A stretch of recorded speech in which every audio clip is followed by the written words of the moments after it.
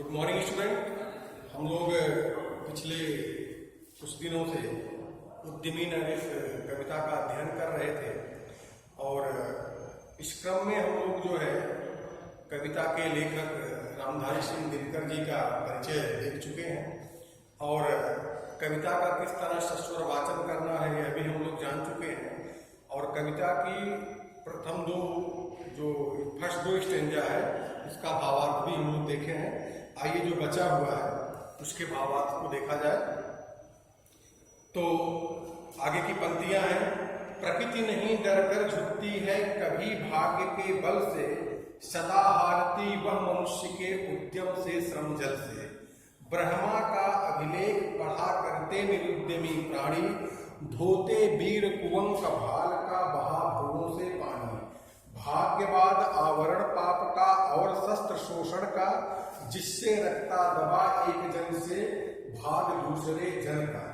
पूछो किसी भाग्यवादी से यदि विधि अंक प्रबल है, पद पर क्यों देती न स्वयं वसुधा निज रत्न उगल है।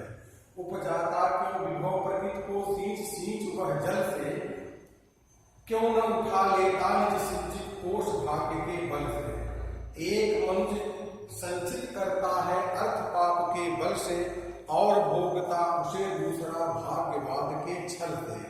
नर समाज का एक भाग्य है वह श्रम वह भुजबल है, जिसके सम्मुख झुकी हुई पृथ्वी विनीत नभतल है। जिसने श्रम जल दिया उसे पीछे मत रह जाने दो, विजित प्रकृति में सबसे पहले उसको सुख पाने दो। तो आइए कविता का भावार्थ जानने से पहले हम लोग शब्दों के अर्थ को देखते हैं। तो सदा हमेशा, उद्यम परिश्रम, श्रमजल पसीना। पसीना का पर्यायवाची श्रमजल भी होता है क्योंकि पसीना तभी आता है जब हम परिश्रम करते हैं। अभिलेख लिखा हुआ। निरुद्यमी, उद्यमी परिश्रम करने वाला, न उद्यमी निरुद्यमी यानी परिश्रम न करने वाला। कुवंक बुरा लिखा हुआ। भ्रुवों भौं, भ्रू इसी को भौं को ध्रुव बोलते हैं।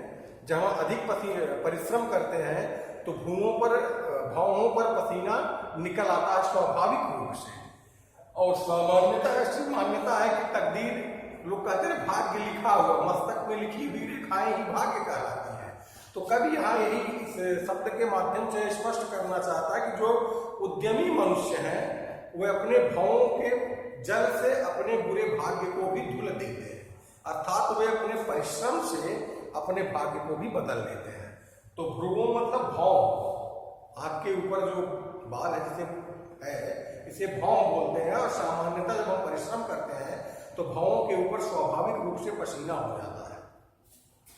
आवरण पर्दा, शस्त्र हथियार। आप लोग जानते हैं ना कि हथियार दो तरह के होते हैं, एक फेंक कर मारा जाता है, एक हाथ में लेकर मारा जाता है। तो शस्त्र वह हथियार जिसे हाथ में लेकर हम किसी को मारते हैं, वार करते हैं।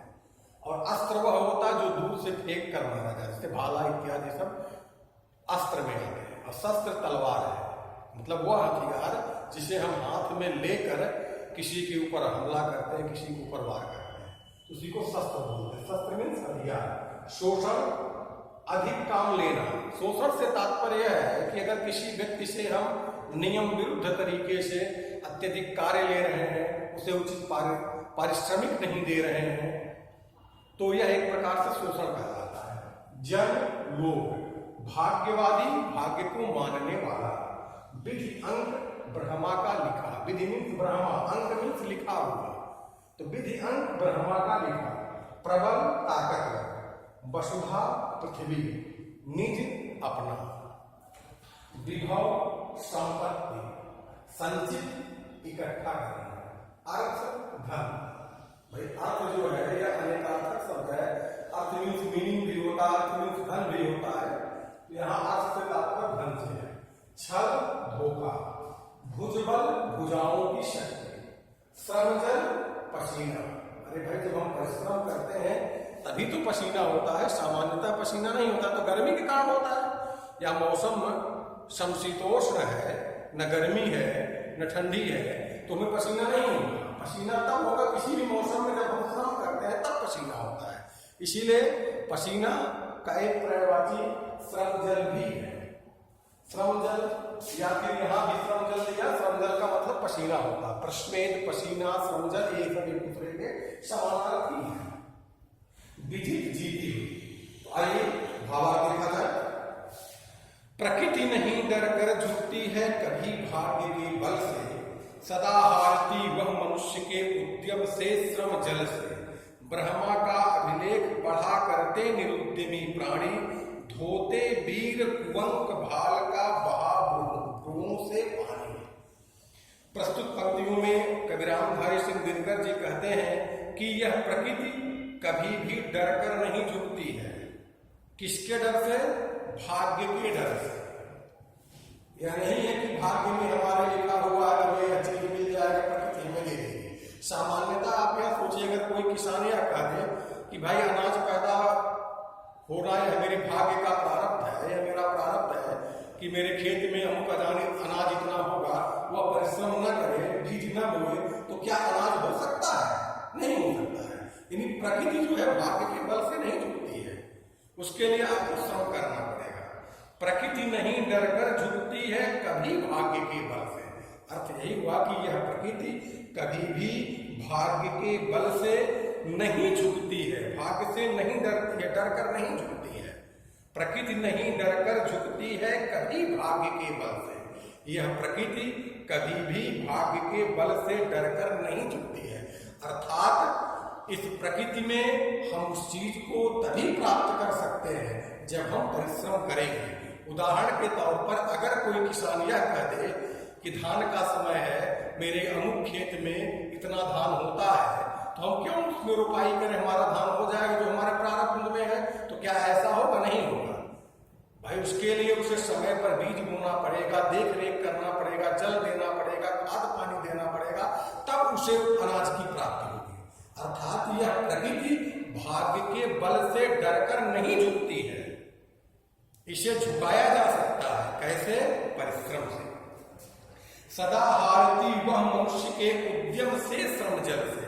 अभी मैंने आपको बताया ना, यह प्रकृति कब हारती है? तब हारती है, सदैव हारती है। कब? जब मनुष्य परिश्रम करता है। इस प्रकृति को अपने परिश्रम से ही हराया जा सकता है। अर्थात इस प्रकृति में उपलब्ध वस्तुओं को हम बिना परिश्रम किए प्राप्त नहीं कर सकते हैं। उसे हम तभी प्राप्त कर सकते हैं जब हम श्रम करेंगे। ब्रह्मा का अभिलेख पढ़ा करते निरुद्यमी प्राणी, धोते वीर कुंवक भाल का बहा भ्रुवों से पानी।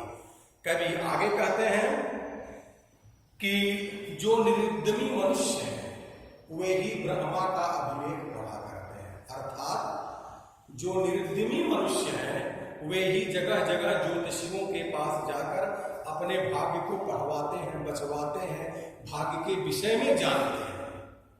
भाग्य के विषय में वही लोग जानते हैं, वही लोग अपने भाग्य को पूछते हैं जो निरुद्यमी हैं, जो आलसी प्रवृत्ति के व्यक्ति हैं, वे ही अपने भाग्य के विषय में जानते हैं और विविध लोगों के पास जाकर अपने भाग्य को पढ़वाते हैं। तो ब्रह्मा का अभिलेख पढ़ा करते निरुद्यमी प्राणी, जो निरुद्यमी प्राणी है, जो आलसी मनुष्य है, वे ही ब्रह्मा का अभिलेख पढ़ते हैं। अर्थात वे ही भाग्य के विषय में सोचते हैं, भाग्य के बारे में सोचकर कर्म नहीं करते हैं।